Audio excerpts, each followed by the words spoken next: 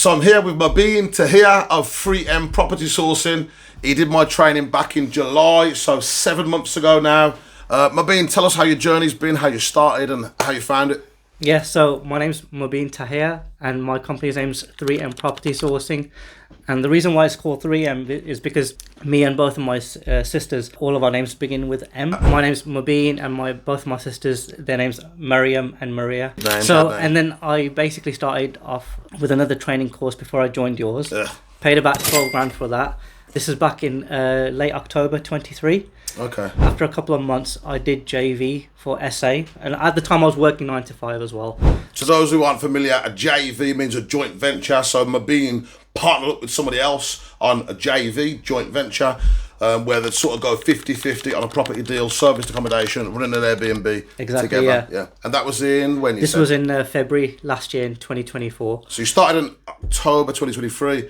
And by that month, February, you had a unit on a JV. My JV partner and I, we were doing this for a couple of months, and I was working my 9 to 5 around at the same time. And, unfortunately, I had to exit that towards the end of March. So I co-sourced that with another academy member. I started deal sourcing hardcore properly from April. When you say co-sourced that, the deal that you had as a JV, you sold it? Yeah, I sold my so deal. So it's a good deal, it's just that with your 9 to 5, you didn't have the time to carry on. Oh, exactly. I was on the phone quite a lot, talking to the utilities company. My boss was catching on and saying, look, I'm not paying you to be on your phone. I did feel bad, so unfortunately, due to my circumstances, I had to exit that, give it on to somebody else who had the time and the money to commit to it and support my JV partner. So you sold that on a co-source, and then what was you doing like after that? So I started deal sourcing from April. I sold my first deal in the same month, made my first 2.5 grand out of it. So, and that kind of gave me some motivation that, look, whatever I'm doing,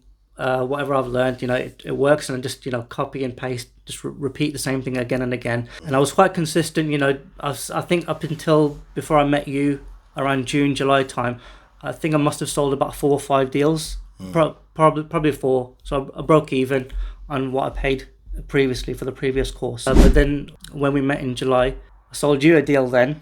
The only person I've ever bought a deal from. I almost didn't want. I felt away. I was like, what am I doing buying a deal? I don't buy deals. I sell deals. I'm teaching people how to source and sell deals. What am I doing buying a deal? But you got to believe in what you're selling and do. But for a second, I did think, what am I doing buying a deal here? But it was a good deal. I mean, but I believe in buying and selling deals. It's a great way to operate a business. I paid Mobeen a couple of grand. I get a deal that makes me a couple of grand every month. It's a win for him. It's a win for me. It's a win for the landlord. Everyone's happy, but the only man I've ever bought a deal off, I've never bought a deal. I sell the deals, bro, So that's crazy. You should get an award for that or something. Any person to sell me a deal, fair play. It was a good one. We still got that. It was. I love that property. Yeah, it's one of my favourites. It's an amazing property. It's very beautiful, quite massive. And it was quite a high standard one as well. It's very nice place. So when we met, after selling the deal, I think after a week or two, I joined your course. Yeah, because I remember offering you the training. I mean, you were already selling deals and doing all right. And I said, dude, I can show you some things you do even better than what you're doing. And you were like, yeah, when I'm ready, I'll shout you out. And I thought it was like a polite way of telling me to, you were saying no. And then about a week or two later, if that, you shouted at me like, dude, I'm ready. So I had to sort a few things out. I'm coming on the training. When is it? And I was like, whoa, he's actually serious. Since you did your training with somebody else, you did about 10 months, I think, and made 4 or 5 sales. Yeah. And then since doing my training, how have things changed? So since doing your course since July up until now, we're in February now. So I've consistently been selling about 2 to 3 deals every month. So I've got my invoices to prove for that, for the deals I've sold. From July till February, I've made over 50 grand worth. And you're still in a 9 to 5? Yeah, I'm still doing this around my 9 to 5. Yeah, full time. Amazing. So that goes to show it can be done. I mean, when you're saying these numbers now, doesn't it feel a bit surreal? Because I know it does for me still, and I'm years in now. It still feels a bit crazy when we're throwing numbers around like 50k here and 20k there. It's a bit wild. But just putting that into perspective, if you did some other training and 10 months in, you'd sold 4 deals, I think you said, 12 grand. You'd done my training 7 months ago. And you've made £50,000. Yeah, over 50,000. Over 50,000. Yeah. Man, I love to hear that, bro. Has it been hard work or? It's been hard. Don't get me wrong. You have to be very obsessed about what you do. I mean, deal sourcing, it's very active. It's not for everybody. You're always, at 100 miles an hour. So for me personally, I'm married. I've got a wife. I've got a baby who's only 19 months. And they're my reason why that I keep pushing forward. After my 9 to 5, I'm just hitting the phones hard. I try to, keep my pipeline filled up constantly every day. I'm like, if I don't have my pipeline filled up for a day, I feel like, oh, I've lost money for the day. That's how obsessed I am. Yeah, so I'm constantly selling about 2 to 3 deals a month.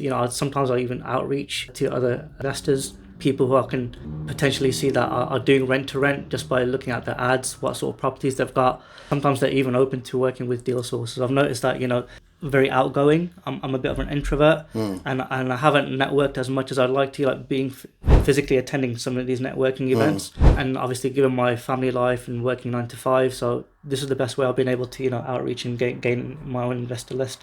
You did say there you're a little obsessed, and I think part of that being obsessed is striving for perfection. I think you've done really well personally, but you just said you haven't done enough with the networking. I mean, bro, you've got a full-time business, a full-time job. A family is a full-time thing too. You're doing a lot, bro. You're doing the work of 3 men there, so give yourself some credit, bro. I'm really proud of what you've achieved, and you should certainly be proud too. Thank you so much. Thank God.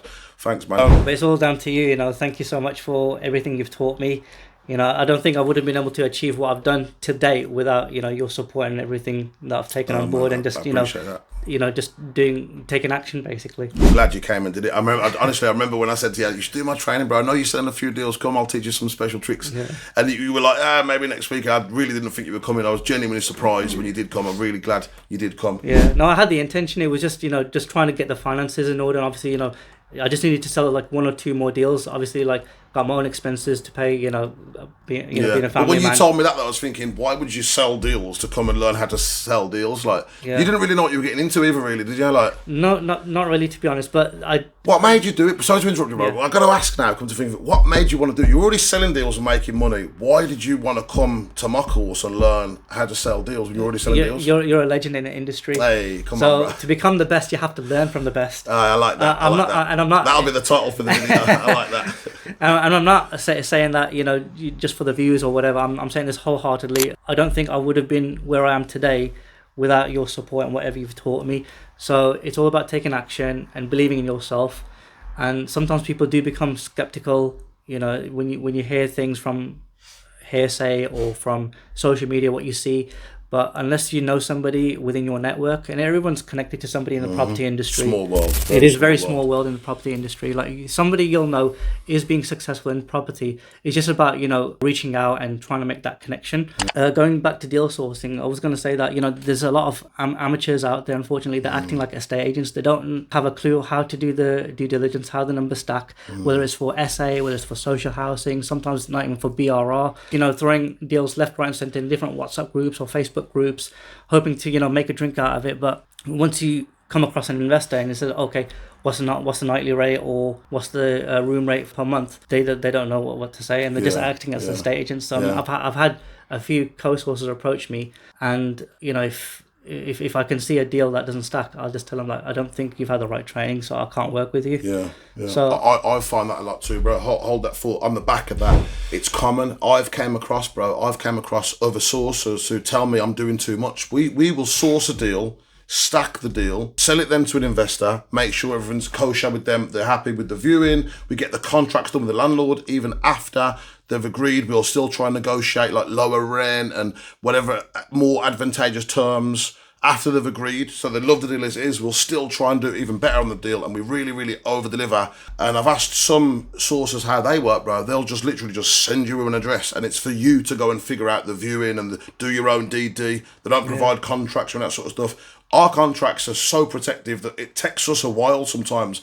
of back and forward with the landlord to be able to, and using my training, to be able to negotiate getting these terms agreed. It's a complicated subject, I suppose, isn't it, if you don't know? But I think training is important. There's some people who we call them have-a-goes.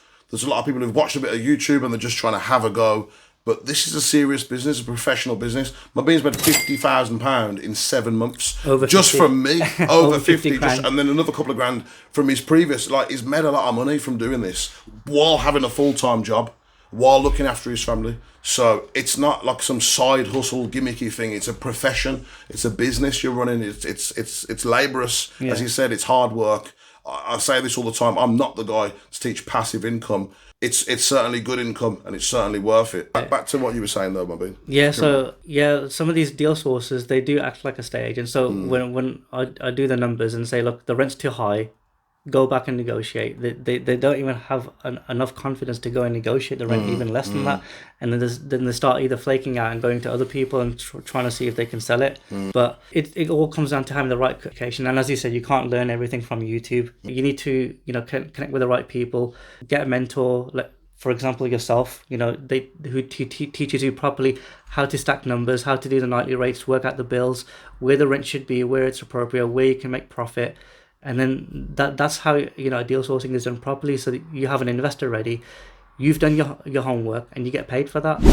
And putting your investors' best interests first, understanding how to do conservative DD, understanding how negotiation should be done. There are a lot of people out there that I suppose in some way give sourcing a bad name and aren't as professional as what we are. I've had people send me deals and I'm like, dude, this doesn't stack. And they're like, can you just sell it anyway? And I'm like, what? Like, what?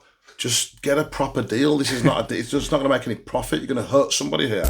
We get paid a lot, like sourcing. I mean, the investor's going to make a lot too. You're going to pay me a £3,000 fee for a deal that'll make you £1,000 a month. Like, that's why I made a video on my Instagram saying, I sell money.